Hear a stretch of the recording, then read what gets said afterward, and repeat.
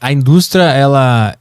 Existe aquela tese, né, de que a indústria dá um enlatado do que a sociedade quer. Então ela percebe, a sociedade quer isso aqui, então eu vou produzir um artista que seja exatamente o que eles querem. O podcast de vocês é isso. Vocês identificaram um nicho de público e vocês trazem os convidados aqui, vocês usam a linguagem. E é a mesma coisa, cara. Vocês identificaram um nicho e vocês oferecem para esse nicho o que eles querem. Mas aí tu acha que, tipo assim, um artista... ele tem que sentir o que ele tá fazendo, a música que ele tá fazendo. A indústria vai lá e entende que a sociedade quer alguma coisa e esse artista produz algo sem sentir aquilo. Existe isso? Muita gente produz, Então, muita gente produz já previamente pensando em como aquilo vai ser enlatado. Então, é por esse lado que eu tô falando. Claro. Madonna é assim. Madonna é uma artista fenomenal. Sim. Artista fenomenal. Assim, adoro a Madonna, eu acho a grande parte da discografia da Madonna muito boa. Ela cometeu alguns equívocos, mas, por exemplo, você pega o Ray of Light da Madonna, é um clássico do pop. E a Madonna é uma pessoa que embalou o que ela tinha a oferecer de uma maneira muito legal. Mas aí ela é uma artista que começou orgânica e aí se embalou depois, não? Não, o que significa começar orgânico?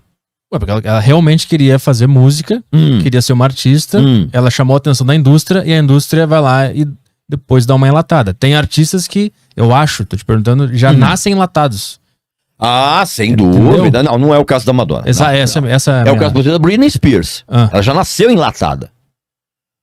Ela nasceu direcionada na indústria já? Ela veio da Disney, o Disney Club. Não lembro. Ali, identificaram ali, da mesma forma como o Justin Timberlake, botaram o Justin Timberlake numa boy band, ali já foi. Agora, hoje, por exemplo, o Justin Timberlake é um cara que ele se livrou dessa amarra da indústria, dessa amarra artificial, e hoje ele faz um trabalho que ele tem uma autonomia. Ele erra pra cacete? Sim. Mas ele acerta, às vezes. Quando tu fala que o artista, ele erra, ele pisa na bola, como assim? Em relação ao quê?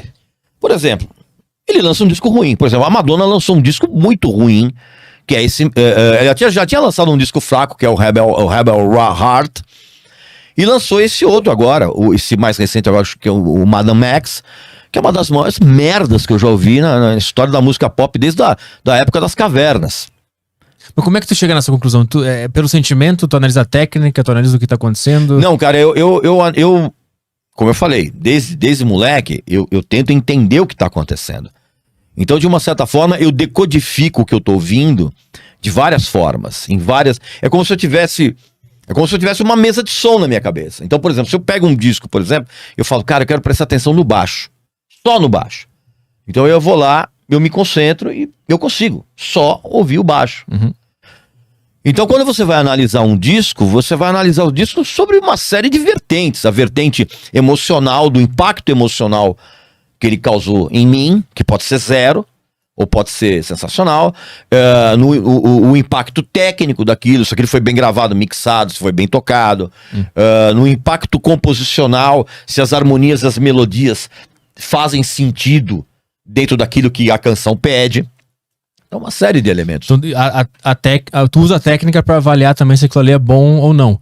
Eu queria te perguntar a técnica é apenas um elemento. Isso que eu queria te perguntar. Se tu tenta analisar a alma do que tá acontecendo ali, porque às vezes a técnica... Baseado na minha percepção. Na minha percepção, sem dúvida. Porque às vezes a técnica ela pode não estar tão boa, mas se o cara tá com a alma no lugar certo... Os discos dos Ramones, eles eram músicos limitadíssimos. Sim. E os discos são sensacionais. E aí você pega o Dream Theater, que todo mundo toca pra caralho, e os discos chatos pra dedéu. Sim. Então, o virtuosismo técnico não garante que você vai fazer música boa. Isso eu quero entender. Como é que tu enxerga a alma daquela obra? Eu enxergo pelo meu viés. Eu não posso enxergar pelo teu. E o teu é qual? O meu viés ele é sensorial. E que sensações são essas? Eu quero entender como é que tu enxerga a música. Por exemplo, eu quero dar exemplos disso. Você pega um disco da Bjork, por exemplo. O disco da Bjork, ele causa um estranhamento em mim inicial que é muito legal. Porque eu me surpreendo com determinadas decisões que ela toma em termos melódicos, em termos de harmonia, em termos de produção. Isso tem um impacto em mim. É um impacto de surpresa, é um impacto não de felicidade, mas um impacto de você tentar se conectar emocionalmente com o que a pessoa está querendo dizer. Uhum. Então, assim, são uma série de análises subjetivas, né? Eu tenho a minha, você tem a sua, ele. Eu quero entender como é que é a subjetividade da tua análise mesmo. É quando tu vê a Madonna, por exemplo, o último álbum dela, que tu ouve e tu uma bosta. O que... Músicas ruins, convidados equivocados, não preciso nem dizer, né, cara? Anitta. Inclusive, o pessoal ficou puto da vida comigo quando eu falei a respeito disso. E ficou mais puto da vida ainda quando na turnê que ela fez, a única música do disco que ela não botava ao vivo era a da Anitta. Por quê, cara? Porque ali foi claramente uma intenção de fazer o disco entrar num mercado. Por isso que foram convidados vários artistas de vários países. Isso é uma tática de marketing para você tornar o seu trabalho mais agradável em termos de para aquelas culturas. Uhum. Então, por exemplo, o Madame X da Madonna, que é uma merda de disco, tá tudo errado ali. Assim, as composições são fraquíssimas, a escolha dos convidados foi um negócio completamente artificial. Assim, foram convidados pessoas para cantar em determinadas músicas em que aqueles convidados não eram para aquele tipo de som. Sente que foi uma forçação. Total. Uma pretensão de fazer algo. Total. A pretensão é algo que eu já ouvi tu falar bastante, né? Quando algo tem a pretensão de ser algo, provavelmente fica ruim, né? Fudeu. E a Madonna, infelizmente, o personagem tomou conta da Luiz Maria Ciccone. Acho que é meio natural, né? Quando chega nesse patamar, foda. Depende. Você tem artistas hoje, por exemplo, que o personagem não... Bob Dylan, por exemplo, é um cara que continua lançando discos absolutamente relevantes e você não consegue meio decifrar. Você decifra cada disco do Bob Dylan à tua maneira. Sim. Mas não necessariamente porque ele é muito... Como é que eu vou dizer? Ele é muito introspectivo em expor o que ele tá querendo fazer. Sim. E isso é genial, isso é uma coisa legal no artista. É que deve ser complicado estar nesse lugar assim e na cabeça do artista deve ser uma confusão, né? Pelo contrário, pelo contrário. O cara fala assim, não, eu vou fazer isso aqui, foda-se se você o que você vai entender a partir disso. Claro, sim, mas aí são exceções.